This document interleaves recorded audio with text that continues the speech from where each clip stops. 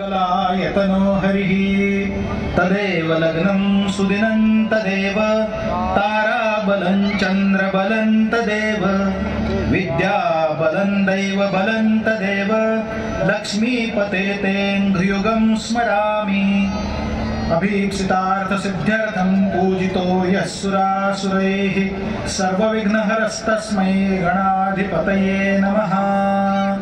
सर्वमङ्गलमाङ्गल्ये शिवे सर्वार्थसाधिके शरण्ये त्र्यम्बके गौरी नारायणि नमोऽस्तुते। लाभस्तेषां जयस्तेषां कुतस्तेषां पराजयः येषामिन्दिवरश्यामो हृदयस्थो जनार्दनः। यत्र योगेश्वरः कृष्णो यत्र पार्थो धनुर्धरः तत्र श्रीर्विजयोर्भूतिर्ध्रुवा नीतिर्मतिर्मम।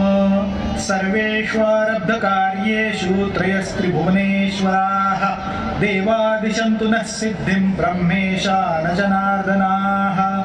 विनायकं गुरुं भानुं ब्रह्म विष्णुमहेश्वरान् सरस्वतीं प्रणम्यादौ सर्वकार्यार्थसिद्धये। उजव्या हातात पळीभर पाणी घ्यावं।